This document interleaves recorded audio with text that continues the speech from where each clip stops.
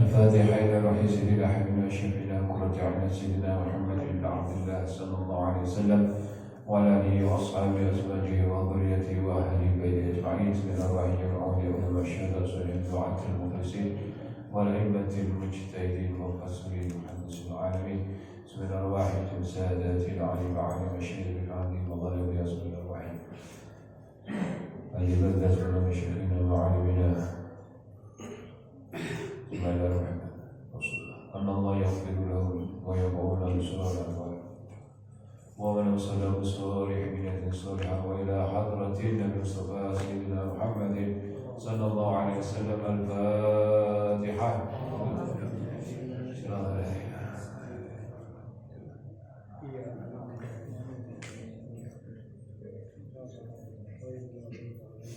Bismillahirrahmanirrahim. Nawaitu ta'allum wa ta'lim wa tadhakkur tadhkir wal naf'a wal intifa'a wal ifadah wal istifadah wal hatha ala tamassuk bi kitabillah wa sunnati rasulih wa du'a madawatan al khair ibtigha'a wajhillah mardati qurbi wa thawabi. Bismillahirrahmanirrahim. Alhamdulillahi rabbil alamin. Wassalatu wassalamu ala asyrafil anbiya'i wal mursalin habibina syafi'ina wa qurrati a'yunina sayyidina Muhammadin wa ala alihi wa sahbihi ajma'in. Amma ba'd. Para jamaah ingkang hormati, alhamdulillah kita tansah pinaringan pinten-pinten nikmat saking Allah Subhanahu wa taala, khususipun nikmat iman, nikmat sehat wal afiat. Mungkin kenikmatan kita saged hadir di tempat ini semua karena hidayah ma'unah dari Allah Subhanahu wa taala. Mungkin menapa ingkang kita lampahi langkah demi langkah kita mulai berangkat sampai kembali semua dicatat hasanah kebaikan kita insyaallah Subhanahu wa taala. Amin ya rabbal alamin. Dan yang terpenting mudah-mudahan kita apa yang kita lakukan di bulan Ramadan selama ini, mulai hari pertama puasa kita, tarawih kita, tadarus kita, qiyamul lail kita, kesemuanya diterima oleh Allah Subhanahu wa taala. Amin ya rabbal alamin. Dan mungkin kita tansah diberikan sehat walafiat sampai akhir Ramadan, tiada lain kita termasuk orang yang ikut binandar. Allahumma amin. Para jamaah yang kami hormati, berkaitan kalian Ramadan, ya, tentu ada dua hal yang senantiasa yang sering kita dengar di dalam bulan Ramadan, yakni siyam dan qiyam. Di mana Gusti Rasul nanti mendawuh, ya, man qama Ramadhana imanan wa ihtisaban ghufira lahu ma taqaddama min dhanbihi. Man tawi sabani mongkoma, ya, kang jumeneng sombongan maksudnya sholat Ramadan di bulan Ramadan. Sholat apa? Ini yang dikatakan dimaksud dari hadis ini adalah yakni sholat tarawih, kan tentunya tiada lain sholat yang malam hari yang kita lakukan di bulan Ramadan, tiada lain adalah sholat tarawih khusus untuk bulan Ramadan. Selain Ramadan tidak ada, tarawih itu tidak ada. Hadis ini saya kalau menyampaikan dengan berkaitan kalian tarawih menikah. Ya. Hadis ini, ya, diriwayatkan, ya, sebab-sebab turunnya hadis ini, ya, ceritanya ini. Yang pertama, an Abi Hurairah radhiyallahu anhu qala kana Nabi sallallahu alaihi wasallam yuraghibu fi qiyam Ramadan min ghairi ay ya'muru fihi bi azimah. Nabi ini sangat berkeinginan Ramadan ini tidak seperti biasanya, agar di samping puasa Ramadan ini dihias dengan sholat sunnah yang itu tidak wajib. Kenapa? Karena kemarin saya sampaikan betapa besar fadilah, keberkahan, betapa padatnya kebaikan di bulan Ramadan. Makanya Rasulullah matur, "Fayaqulu man qama Ramadan imanan wa ghufira lahu ma taqaddama min dhanbi. Sapa wonge sing gelem salat tarawih. Nah, kalau saya terjemahkan gitu. Ramadan di bulan Ramadan imanan lawan iman. Atas dasar iman, wahtisaban karena dia berharap-harap akan balasan dari Allah. Maka ghufira lahu ma taqaddama min dhanbi, maka semua dosa-dosanya akan diampuni oleh Allah. Ini yang dikatakan bonus maghfirah dari Allah. Ada ulama berbeda pendapat berkaitan dengan dosa-dosa ini. Ai min saghirin wa kabirin zahirin idharul hadis. Hadis ini ya dosa. Apakah itu dosa besar atau dosa itu usulan Allah gitu. Dosa tetap dosa. Kan itu kan. Ya kita berharap dosa kita diampuni semuanya. Ya. Asal iman, karena dasar iman, tidak karena yang lain. Wahtisaban karena harap akan keridhaan Allah, akan pahala dari Allah dan sebagainya. Ada juga yang mengatakan bahwa yang dimaksud hadis ini adalah ila bulat shaghair. Pakot. Ada yang mengatakan dosa kecil. Sekarang lurus pokoknya dosa di sepuluh kan penting itu ya. Yang penting dosa di sepuluh. Soalnya apa nih? Kalau ini makhluk sing kagak dosa ini ya.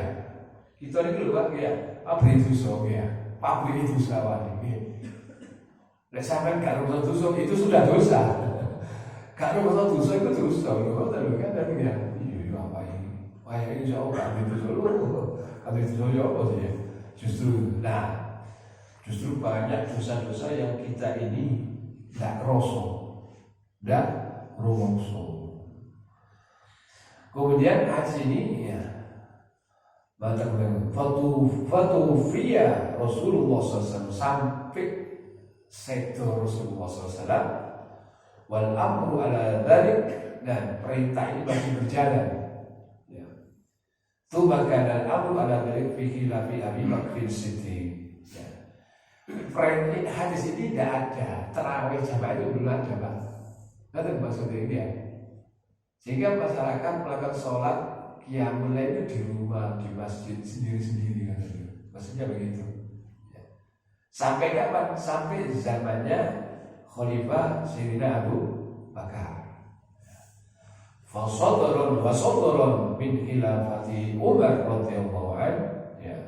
Kemudian baru ada perubahan terjadi setelah zamannya Khalifah Sayyidina Umar. Bagaimana itu? Ya. Nah, ini ceritanya begitu. Di hadis yang lain, rawi khamsah tadi, termasuk Bukhari Muslim. An Aisyah radhiyallahu anha, Sayyidatina Aisyah radhiyallahu anha qalat kharaja Rasulullah sallallahu alaihi wasallam lailan min jawfil lail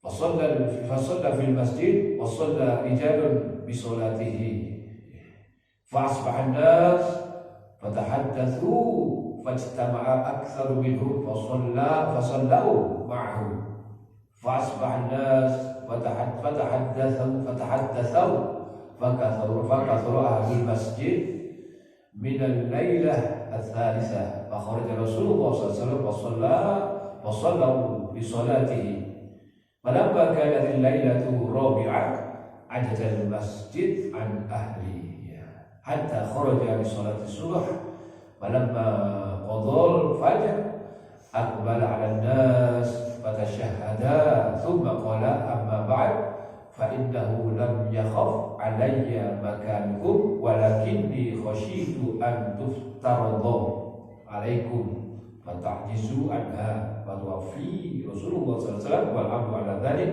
رواه ثلاثة. Kemudian Sayyidina Aisyah bercerita, ini cerita. Kharaja Rasulullah keluar suatu saat Rasulullah di bulan Ramadan, lailah pada malam hari min jawfil lail di tengah bulan Ramadan. Kemudian Rasul ini keluar ketika malam hari. Zaman sekarang betul-betul terawih. Ini dibayangkan kita jangan suatu saat Rasulullah datang masjid. Fasalla fil masjid. Kemudian Rasulullah sembahyang di masjid.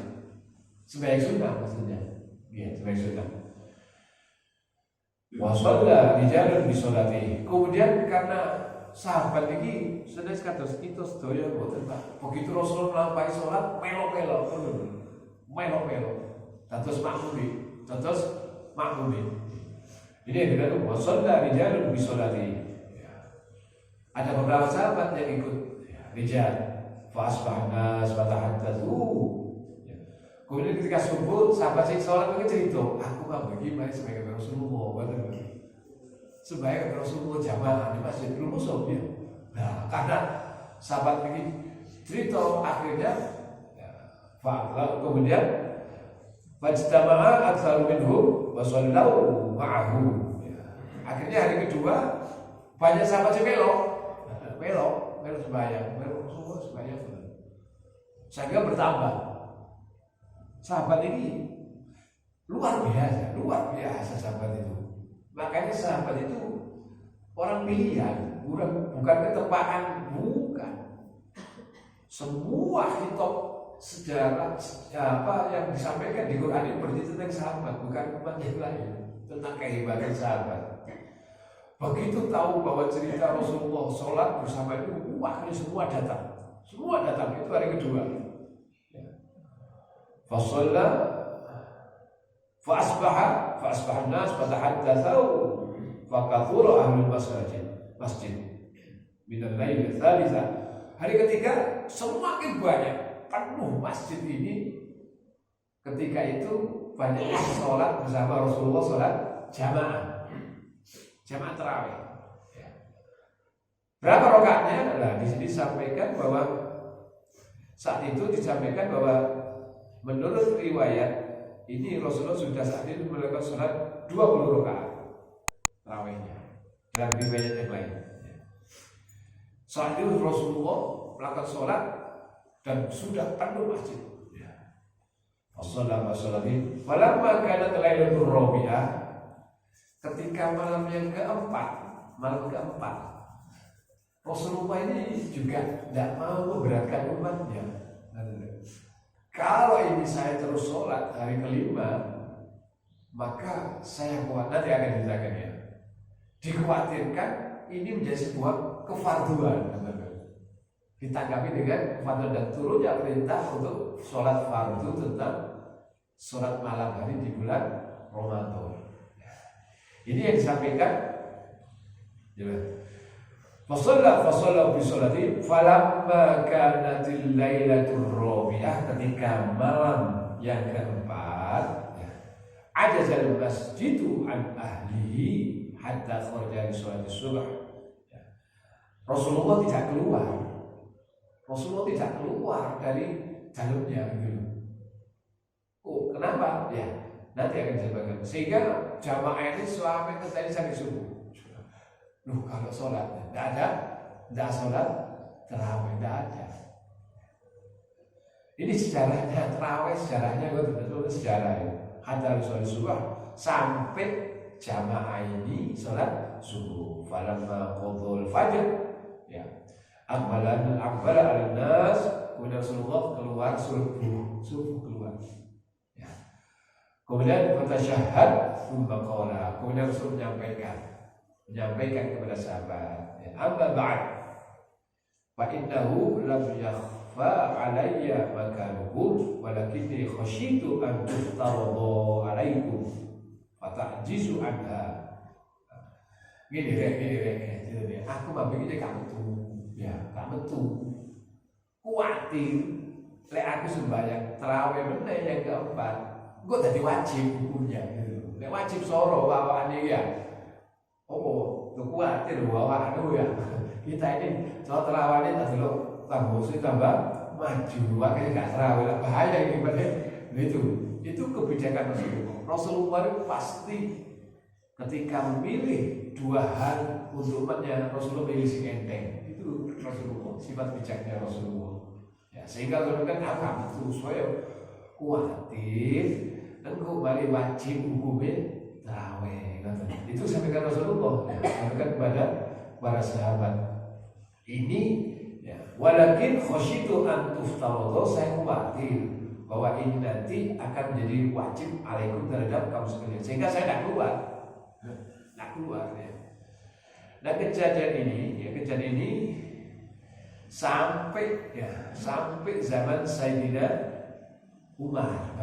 Ada begitu. Ini hadis, ini rentetannya ya.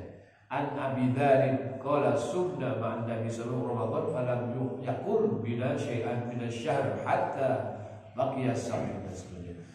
Saat ini baru setelah Sayyidina Umar. Di dalam hadis yang disampaikan an Abdurrahman bin Abdul Qari qala kharajtu ma'a Umar bin Khattab radhiyallahu anhu lailatan fi Ramadan ila masjid. Nah saat itu orang-orang sholat sendiri-sendiri di masjid. Tidak ada sholat jamaah tarawih. Kata begini, sampai sendiri nangkep ya. Jadi tarawih itu bid'ah. Tidak ada zaman Rasulullah sholat yang berjamaah di masjid. Itu begitu. Ini ceritanya an Abdurrahman bin Abdul Qari radhiyallahu anhu kharajtu ma'a Umar bin Khattab radhiyallahu anhu lailatan fi Ramadan ila masjid fa idza nas auzza'u mutafarriqun. Mas orang-orang ini salat berkelompok-kelompok. Kalau sing sering gini jamaah ya enggak sampai 10, ada yang 5, ada yang itu setelah mulai zaman Rasulullah sampai zaman Sayyidina Umar. Itu maksudnya begitu. Yusalli rajulu li nafsihi wa yusalli rajulu wa yusalli bi salati rahtu. Salat diri. Di sini kecerdasan Sayyidina Umar.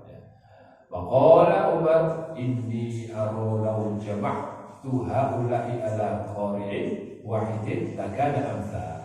Iki semua orang ini kelompokno. Tidak salat berjamaah iki luwih apik gitu, luwih bagus. Musik pengen diri, merencau karena sudah begitu.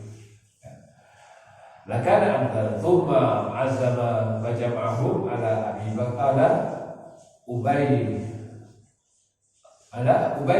bin Ka'ab. Kemudian Sayyidina Umar rundingan ini bukan sahabat yang sahabat besar. Artinya ashabul kabair, sahabat yang tokoh-tokoh sahabat, rundingannya apa gitu. Ini nanti kita sampaikan bahwa ini ijma' ijma'nya sahabat. Idenya dari Sayyidina Umar cuma ijma' sahabat lain sepakat. Ya. Tsumma kharajtu ma'a Lailah, kemudian Sayyidina Umar memerintahkan kepada orang untuk bersolat berjamaah. Dan yang imami adalah Ubay bin Ka'ab. Kenapa? Karena Ubay bin Ka'ab itu bacaannya yang paling indah dan paling bagus. Ya. Nah, itulah awal terjadinya adanya sholat tarawih. Itu. Tsumma kharajtu ma'u Lailah ukhra.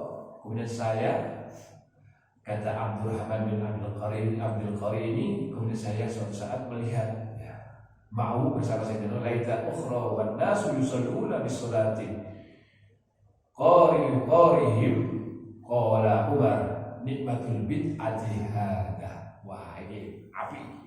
Wong sing tarawih jamaah ini cocok ini. Kemudian saya mengatakan nikmatul bid'ati hada. Iki lho bid'ah sing api. Bid'ah sing api itu lho.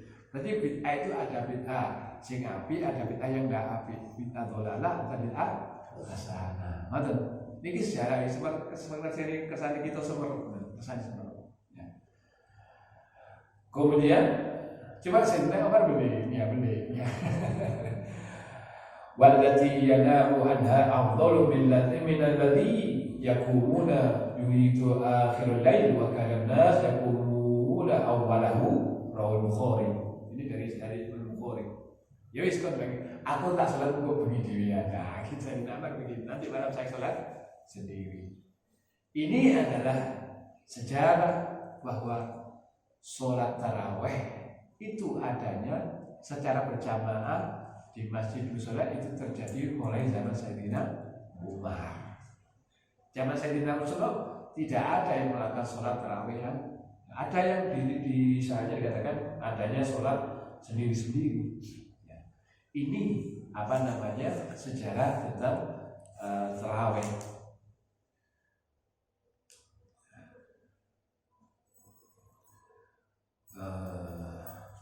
Para jamaah sekalian, ada orang sekarang mengatakan, loh, afdalan di luwih di sholat tarawih Rasulullah apa sholat tarawih Sayyidina Umar. Atau gitu ya kadang-kadang. Nah, kita coba, ini pertanyaan sing nun sewu, seolah-olah Sayyidina Umar itu menentang Rasulullah. Enggak. Koyok-koyok kon milihan di Rasulullah. Enggak. Karena zaman Rasulullah masih belum ada sholat tarawih secara berjamaah. Enggak ada. Seumpama apa kita pakai logika nih. Sholat tarawih 8 dan sholat tarawih 20. Ya. Cici. Ganjarannya akan 20. Betul Pak ya. Seumpama besok sing bener iku 8. Kini sing turah rolas itu lho Pak. Logika gitu ya. Sungguh kini besok sing bener iku 20 kon kurang gitu Pak. Logikanya kan gitu kan.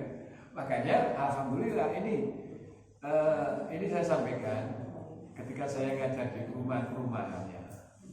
Kadang-kadang masih pemahaman yang perlu diberikan pemahaman penjelasan bahwa Sayyidina Umar ini bukan sahabat Nusewo, sahabat besar. Dan saat itu semua sahabat berkumpul dan itu menyetujui tentang idenya dari Sayyidina Umar gitu. Makanya di sini dikatakan bahwa ketika Sayyidina Umar mengatakan mengumpulkan ini, maka itulah yang dikatakan ijma' sahabat. Kesepakatan sahabat itu menjadi dalil hukum. Tidak mungkin seluruh sahabat saat itu bertentangan dengan Rasulullah. Jadi kalau pertanyaan sahabat pilih di zaman Rasulullah belum ada tarawih gitu. Tidak ada istilah tarawihnya zaman Rasulullah. Di dalam hadis yang lain Rasulullah juga matur iktadau bil ladaini min ba'di Abu Bakr wa Umar. Ikutilah dua sahabatku setelah saya tidak ada, yakni Sayyidina Abu Bakar dan Sayyidina Umar. Jadi tidak mungkin Sayyidina Abu Bakar dan Sayyidina Umar ini bertentangan dengan Rasulullah. Ini biar kita tahu duduk masalahnya. Nah, kadang-kadang sekarang ini banyak di medsos yang kita dihadapkan pada hal yang bingung gitu. Sampai bingung sampai takut gitu kan gitu. Jangan sekarang banyak lagi. Ini tadi adalah yang berkaitan dengan sholat tarawih. Kemudian ada yang mengatakan di dalam hadis ya.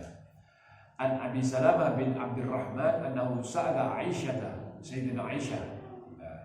Sahabat Abi Salamah bin Abdurrahman. Seperti orang perempuan ya, bukan ya. Laki-lakinya. Dia bertanya kepada Sayyidina Aisyah, "Kaifa kana sholatu Rasulillah sallallahu alaihi wasallam fi Ramadan?" Bertanya tentang sholatnya Rasulullah di bulan Ramadan, maksudnya sholat tarawihnya. Maqalat ma kana yazidu fi Ramadan wa la fi ghairi lain. Yang disampaikan Sayyidina Aisyah adalah sholat malam baik di Ramadan dan selain Ramadan. Berarti bukan tarawih yang dimaksud hadis ini, adalah sholat witir ala 11, yakni wala fi ghairi ala 11 rakaatan yusalli arba'an wala tasal an husnihinna wa tulihinna thumma yusalli arba'an wala tasal an husnihinna wa tulihinna thumma yusalli salasan. Hadis ini menceritakan bahwa sholatnya Rasulullah itu 8 rakaat kemudian ditambah dengan 3 rakaat. Ini menjelaskan bahwa sholatnya Rasulullah baik di dalam Ramadan atau di luar Ramadan. Nah, para jamaah sekalian, ini yang pertama yang berkaitan dengan sholat tarawih. Yang kedua adalah sholat witir. Sholat witir sendiri di dalam kitab Ihya Imam Ghazali, sholat witir itu artinya gini. Witir satu maknanya ganjil. Witir itu namanya ganjil.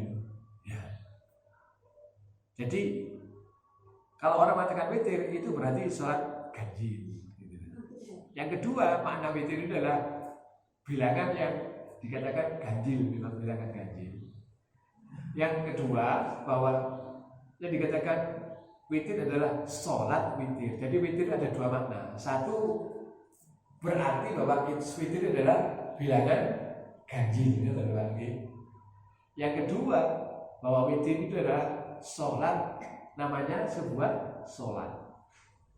Lu saya sama ngerti gini ya. Jadi witir maknanya dua itu. Imam Ghazali menjelaskan seperti itu. Sehingga orang ketika melakukan sholat witir bisa jadi itu satu rakaat.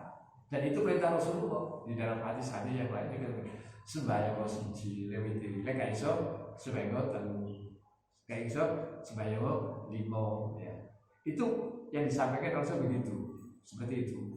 Berarti ada juga di dalam pelaksanaannya witir cuma satu. Kemudian karena ditambah satu menjadi witir, sholat witir gitu. Ini tentang pelaksanaan sholat witir. Jadi para jamaah sekalian, sholat witir pun juga sangat-sangat dianjurkan oleh baginda Rasulullah SAW berkaitan dengan sholat witir. Di mana ij'alu akhir sholatakum bil lail witra. Kalau bisa sholat malam itu kalau bisa ditutup dengan sholat witir. Itu udah. Di dalam hadis yang lain hendaknya kamu sekali sholat witir. Hendaknya kamu sholat karena Allah adalah sholat, Allah adalah zat yang satu ya. Dan Allah senang kepada yang sifatnya ganjil. Allah itu seperti ganjil karena sifat Allah adalah tunggal ya. Ini yang selama ini yang dikatakan di dalam hadisnya yang kita lakukan tentang berkaitan dengan apa man shalla qoman qoma Ramadan, orang yang menghidupkan malam Ramadan, yakni dengan baik itu sholat taraweh ataupun sholat witir. Ini yang apa namanya hendaknya sebenarnya kita hidupkan. Maka kita kalau bisa jangan meninggalkan sholat taraweh atau sholat witir. Kaifiahnya berapa? Kaifiahnya sholat taraweh itu dilakukan 2 rakaat. Ya, 2 rakaat. Ya. Buat langsung seluruh rakaat. Tidak bisa gitu. 2 rakaat. Tuntunannya seperti itu. Ya. Ada sholat witir. Sholat witir ini ada kadang-kadang melakukan 6 rakaat ditambah 1 rakaat. Ya, ada begitu. Ya. Tapi yang paling baik adalah ketika kita mengakhiri yang 3, minimal 3 tadi.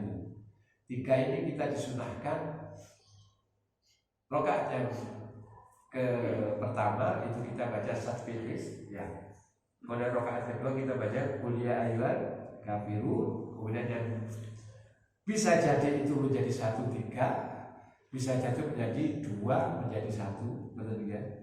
Itu yang terakhir adalah jadi kita baca surat Qul huwahad 3, Qul a'udzu falaq, kemudian Qul a'udzu birabbin nas. Ini yang hendaknya kita lakukan setiap malam di bulan Ramadan. Jangan sampai kita ini apa namanya ucul itu eman ya. Ramadan tidak ada lagi lupa deh. Sama di Korea nggak terlalu terawih. Kadang terawih dia nggak oleh. Ibu tuh Ramadan dia jadi ngelindur ya. Terawih dia. Kayak kira orang yang melo sampean ya. Setelah terawih nggak bisa gitu. Nah para jamaah sekalian, ini adalah gambaran bahwa yang dikatakan oleh baginda Rasulullah bahwa antara sholat tarawih dan sholat witir ya. Bagaimana kalau bisa mungkin waktu itu ditanggal lah berkaitan ini. Kalian sholat witir, kalian rugi sholat tarawih biasanya yang ini sing jadi masalah gitu. Mari sembahyang tarawih, ngubungi tarawih witir mendaerah itu. Ya saya ngoten ya. Ya apa itu ya. Sebenarnya tidak usah buat masalah, tidak usah gitu loh. Ya. Di dalam kitab Nasha'id ini ya, kan Habib Al-Haddad ya, tentang masalah sholat witir, dia mengatakan bahwa kalau kita ini ya, yang habis tarawih kemudian kita sudah melakukan sholat witir, ya, itu sudah cukup, sudah cukup, ya, sudah cukup. Dan kalau bisa, anjuran saya, ketika sholat jamaah witir yang bersama tarawih itu kalau itu jangan ditinggalkan. Kenapa? Fadilahnya lebih besar. Satu, kita berjamaah, ya. Berjamaah witir itu sangat dianjurkan. Ya. Ada sholat sunnah yang memang dianjurkan berjamaah, ada yang tidak dianjurkan berjamaah. Nah, sholat witir itu adalah termasuk sholat yang dianjurkan kita untuk berjamaah di bulan Ramadan. Ya.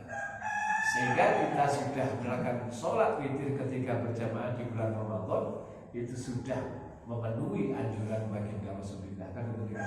Itu sudah kita lakukan.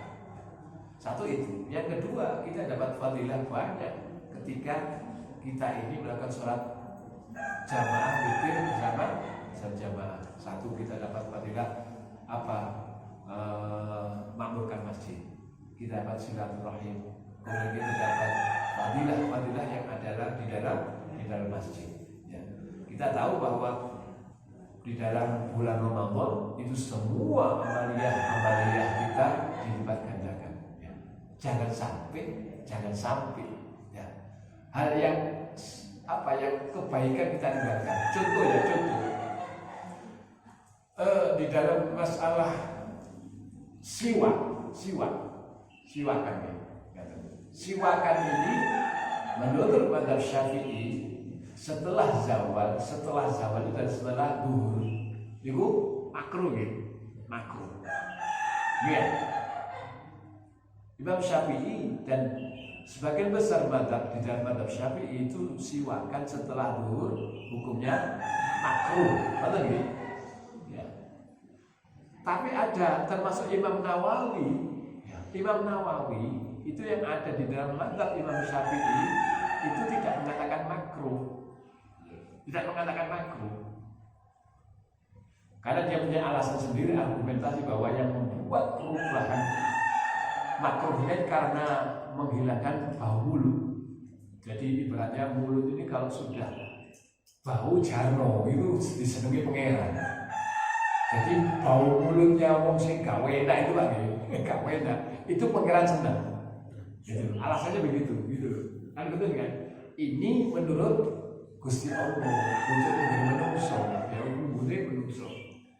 Tapi Imam Nawawi tidak mengatakan demikian. Yang membuat bau mulut karena faktor di lambung, gitu. Sehingga dia mengatakan tidak makruh.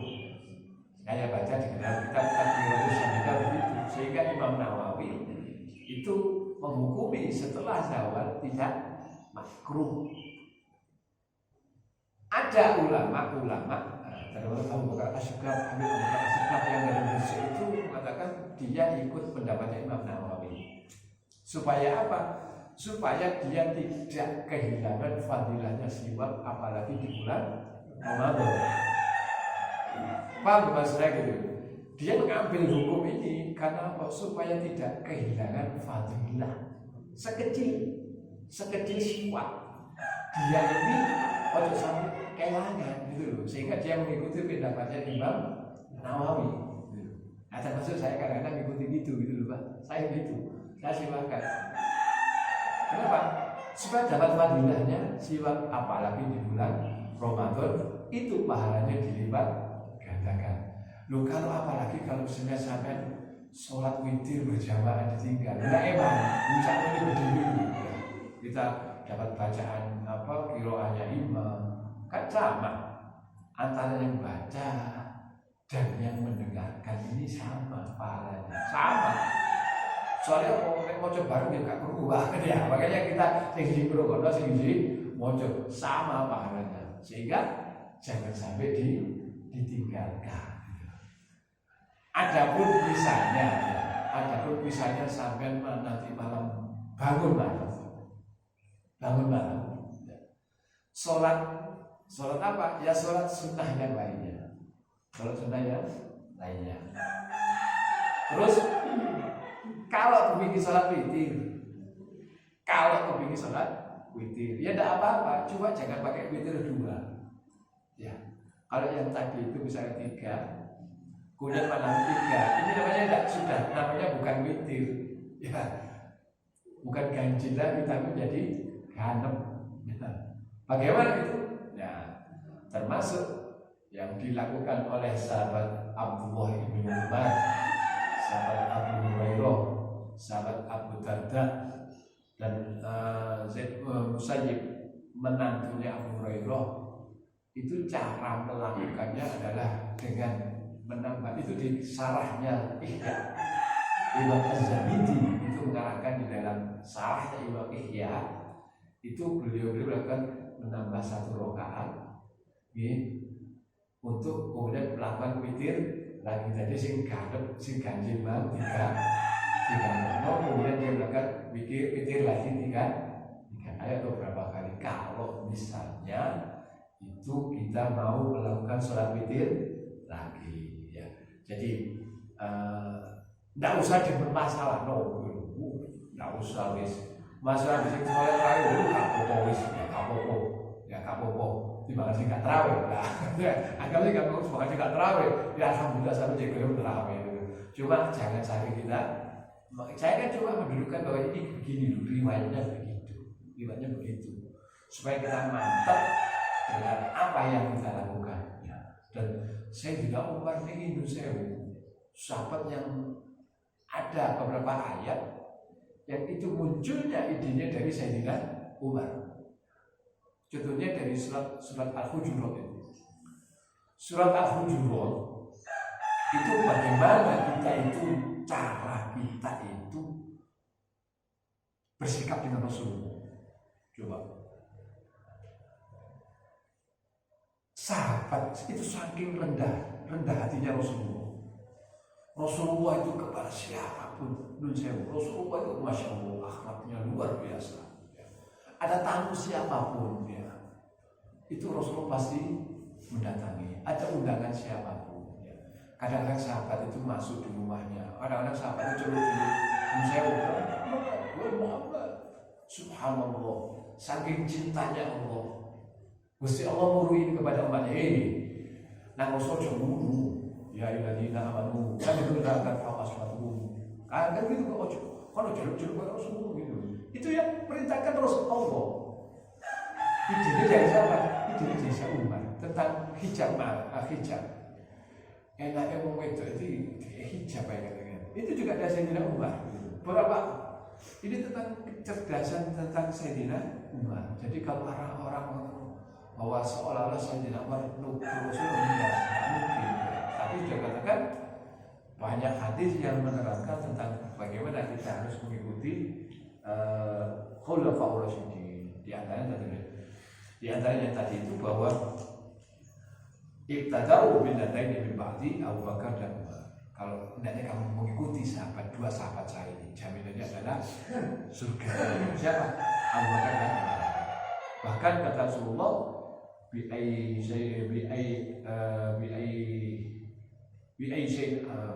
kepada siapapun kamu mengikuti Khulafaur Rasyidin, ihtadaitu, pasti kamu akan benar. Jadi para jamaah sekalian, ini tentang sejarah turunnya, yakni antara sholat tarawih dan sholat witir. Ya. Bukan sih pada tamat biasa. Mungkin tentang sholat sunnah yang lainnya, ngantuk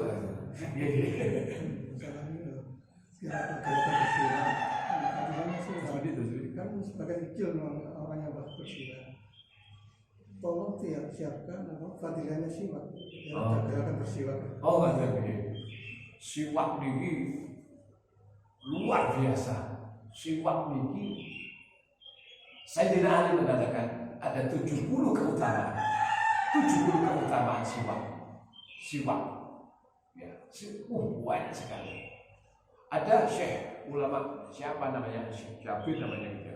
90 keutamaan siwak. Ya, saya bilang sebelah siwak apa? Itu siwak. Pesak ini gitu lagi. Siwak ngiten dulu ya, ngiten.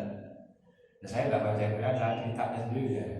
Cuma di antara keutamaan bukan satu, man sholat rakaatain bisiwak afdalu min sab'ina bila siwak atau hadis kama satu ya. Di antara itu orang yang bersolat pakai siwak gitu ya. Itu lebih utama dari 70 rakaat yang nggak pakai siwak. Sampai sholat ping 70. Si luwi apik gak sawi 70, si apian pakai siwak. Hanya karena pakai siwak. Lu sampai pilih di ini kan. Siwak ini memang ada caranya ya, ada caranya. Ada yang dibikin kemudian juga hilangnya dia, Mbak. Ada ya? Lu saya bisa. Nek gak itu, ya seono itu. Kadang-kadang kalau yang sepuh kata, "Kulo kudu gak untu." Ya sana untu wis sampe piro. Ya kawane kan ngeten ya. Ya iki dijual seono ini gitu. Itu begitu. Kemudian juga begini. Kalau nggak ada siwak, pakai kayu yang lain, kayu apa namanya kurma. Ya. Kalau nggak ada. Lucu. Pakai ini tidak apa-apa ya. Lugi. Pakai serban apa? Pakai ini juga tidak apa-apa. Ya. Pakai apa lagi? Jas. Ya. Pakai yang mana ya? Tapi boleh. Daripada nggak siwakan gitu. Yang afdal pakai kayu arok. Sampai haji banget boleh kayu siwak kayak baca boleh kudu. Wah, soalnya kudu begini ya. Siwak sedikit loh. Sedikit aja. Untuk angin dulu. Yang kedua termasuk siwak ini adalah besok memudahkan kita saat kita nazar. Tiang nazar itu dicontohkan Rasulullah. Rasulullah itu naik ke Bani Seto, keadaan sudah lemah. Rasulullah wakilnya bersandar di sini Sayyidina Aisyah, wakilnya bersandar di hukumnya Sayyidina Aisyah. Sudah tidak kuat Rasulullah. Detik terakhir Rasulullah. Ketika ada Sayyidina Aisyah datang dari depannya berubah saya. Dia bawa siwak. Rasulullah ditawari siwak. Kemudian siwakannya Rasulullah. Madu Rasulullah. Kemudian diambilkan. Setelah itu disiwaki dulu Sayyidina Aisyah. Coba Sayyidina ini sungguh difilmkan itu indah, Pak. Indah itu. Ya, indah. Siwaknya setelah Sayyidina Aisyah siwakan, kemudian disiwaknya kepada Rasulullah. Sampai ada sebuah syair yang mengatakan bahwa cemburu kepada siwak. Setelah kepada Sayyidina Aisyah kepada Sayyidina Rasulullah. Oh, enaknya tadi siwak kan gitu kan.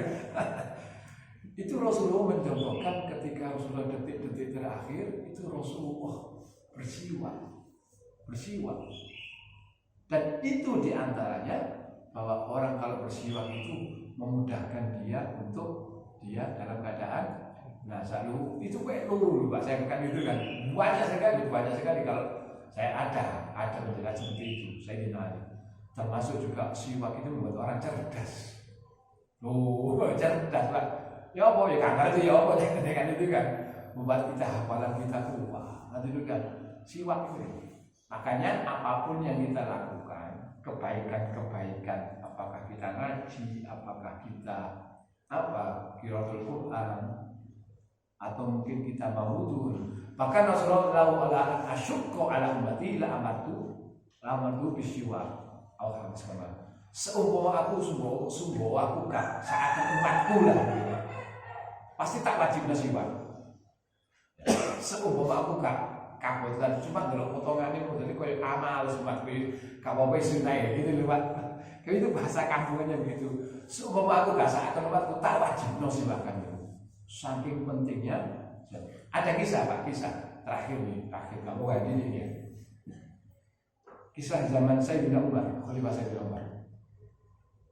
Ketika sahabat saat itu sudah luyu perang, sudah luyu, kalah terus.